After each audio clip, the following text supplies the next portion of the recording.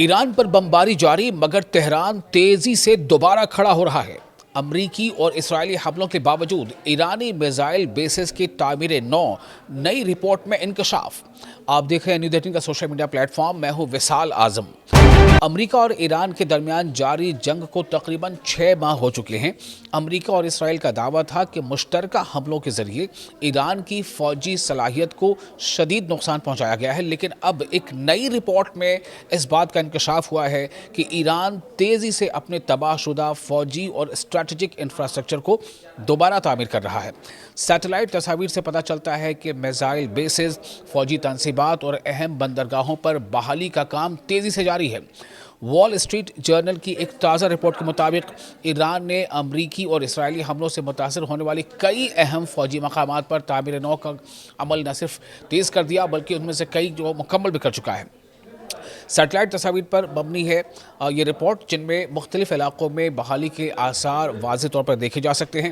Report میں بتایا گیا ہے کہ مغربی ایران کے شہر کانگارو میں واقع ایک اہم میزائل بیس تک جانے والی سڑک، جو جنگ کے ابتدائی دنوں میں امریکی حملوں میں متاثر ہوئی تھی، چند ہی ہفتوں کے اندر دوبارہ بحال کر دی گئی تھی۔ اس سے اندازہ ہوتا ہے کہ ایران جنگ کے باوجود اپنی فوجی تنصیبات یعنی ملٹری انسٹالیشنز کو فعال رکھنے کی کوشش کر رہا ہے۔ اسی طرح بحیرہ کیسپیئن کے کنارے واقع بندر انزلی میں بھی تعمیر نو کی سرگرمیاں دیکھی گئی ہیں۔ یہ بندرگاہ مارچ میں اسرائیل حملوں میں متاثر ہوئی تھی۔ رپورٹس کے مطابق یہ بندرگاہ ایرانی پاسداران انقلاب کے لیے اہم سمجھی جاتی ہے اور اسے فوجی سامان، ڈرونز اور دیگر دفاعی ساز و سامان کے نقل و حمل کے لیے استعمال کیا جاتا ہے۔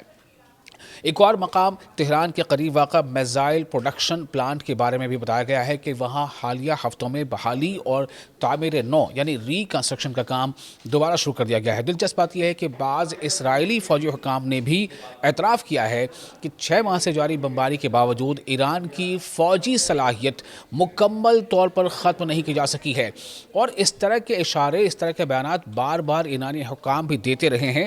ایران کے کئی سینئر جو کمانڈرز ہیں وہ اس بات کو کہتے رہے ہیں کہ ہمارے پاس اتنی صلاحیت ہے کہ ہم 10 سالوں تک جنگ کر سکتے ہیں، ہمارے پاس لگاتار پروڈکشن کی کیپیبلٹیز ہیں، ہمارے پاس میزائل پروڈکشن کی صلاحیتیں موجود ہیں۔ ان کے مطابق جو اسرائیلی حکام نے کہا تھا، ان کے مطابق ایرانی حکام مسلسل نقصان کا ازالہ کر رہے ہیں اور بنیادی ڈھانچے کو بحال کر رہے ہیں یعنی ریکنسٹرکٹ کر رہے ہیں۔ ان کے پاس یہ میکانزم ہے کہ وہ بہت جلد اسے ریکنسٹرکٹ کر پا رہے ہیں۔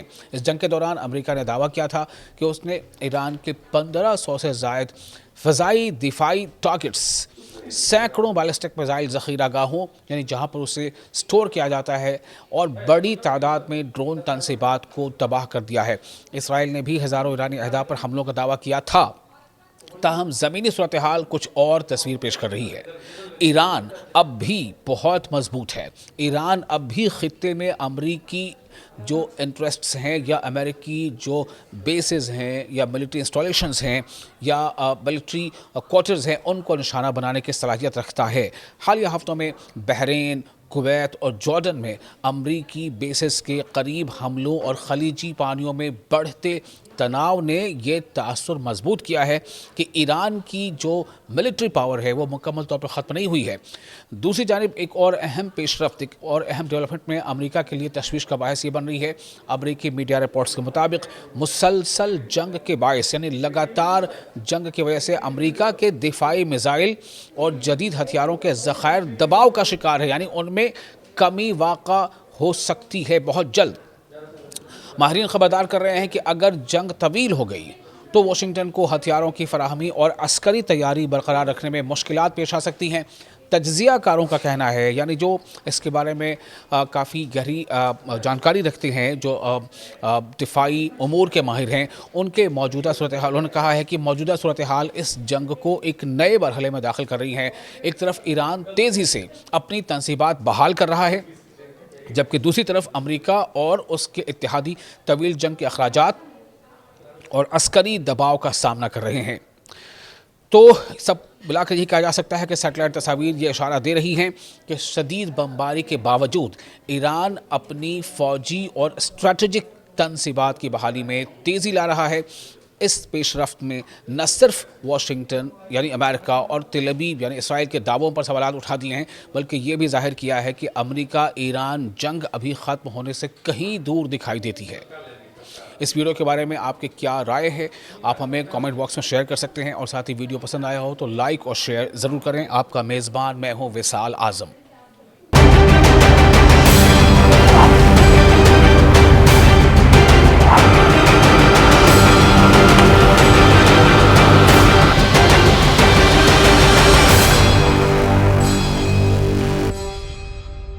دوستو، میں ہوں وصال اعظم۔ مغربی کنارے میں اسرائیلی چھاپے، طباس اور الفارعہ کیمپ میں بڑی کارروائی۔ نابلس میں ہلاک فلسطینیوں کی تدفین، یورپی یونین نے بڑھتی تشدد پر تشویش ظاہر کر دی۔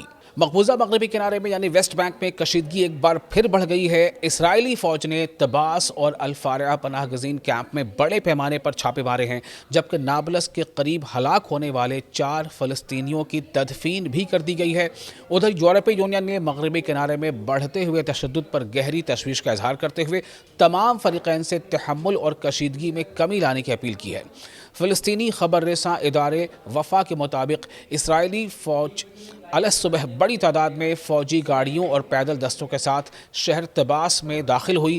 فوج نے مختلف محلوں میں پوزیشنیں سنبھالی اور متعدد گھروں کی تلاشی لی۔ یہ کارروائی تقریباً 3 گھنٹے تک جاری رہی، جس کے بعد فوج واپس چلی گئی۔ ابتدائی اطلاعات کے مطابق اس کارروائی میں کوئی گرفتاری عمل میں نہیں آئی۔ تاہم طباس سے واپسی کے فوراً بعد اسرائیلی فورسز نے جنوب میں یعنی ساؤتھ میں واقع الفارعہ پناہ گزین کیمپ، ریفیوجی کیمپ کا رخ کیا، جہاں گھروں پر بڑے پیمانے پر چھاپے مارے گئے اور سرچ آپریشن کیا گیا۔ یہ کارروائیاں ایسے وقت میں ہو رہی ہیں جب پورا مغربی کنارہ یعنی ویسٹ بینک پہلے ہی سخت کشیدگی کی لپیٹ میں ہے، تناؤ کی لپیٹ میں ہے۔ حالیہ ہفتوں کے دوران اسرائیلی فوج کی جانب سے جنین، نابلس، طولکرم اور دیگر علاقوں میں بھی متعدد آپریشن کیے گئے ہیں، جبکہ آباد کاروں یعنی سیٹلرز اور فلسطینیوں کے دوران جھڑپوں کے واقعات میں بھی اضافہ دیکھا گیا ہے۔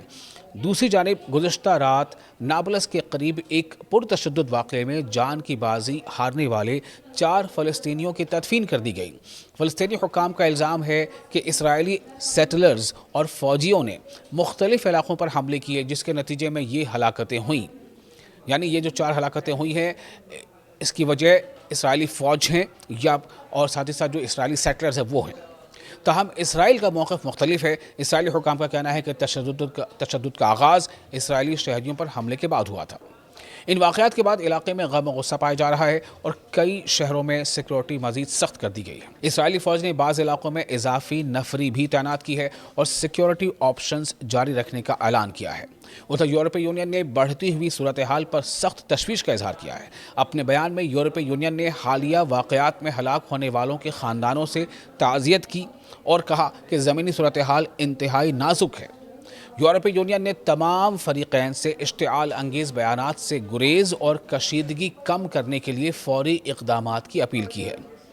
تجزیہ کاروں کے مطابق غزہ میں جاری تنازع کے اثرات مغربی کنارے میں بھی واضح طور پر محسوس کیے جا رہے ہیں۔ فوجی چھاپوں، آباد کاروں کے حملوں اور جوابی کارروائیوں کے باعث صورتحال مسلسل پیچیدہ ہوتی جا رہی ہے، جبکہ سیاسی حل کی کوششیں بھی تعطل کا شکار دکھائی دیتی ہیں۔ تو کل ملا کر یہ کہہ سکتے ہیں کہ طباس اور الفارعہ کیمپ میں تازہ اسرائیلی کارروائیاں، نابلس میں 4 فلسطینیوں کی تدفین اور یورپی یونین کی تشویش اس بات کی نشاندہی کرتی ہیں کہ مقبوضہ مغربی کنارے میں حالات بدستور کشیدہ ہیں۔ عالمی برادری صورتحال پر نظر رکھے ہوئے ہے، لیکن فی الحال امن اور استحکام کی کوئی فوری امید نظر نہیں آ رہی ہے۔ غزہ کے بارے میں بھی تازہ حالات آپ تک ہم لگاتار پہنچاتے رہیں گے۔ یہ ویڈیو آپ کو کیسا لگا، اس کے بارے میں آپ ہمیں کمنٹ باکس میں اپنے تاثرات ضرور لکھیے، اور اگر ویڈیو اچھا لگا ہو تو اسے آپ لائک اور شیئر بھی ضرور کریں۔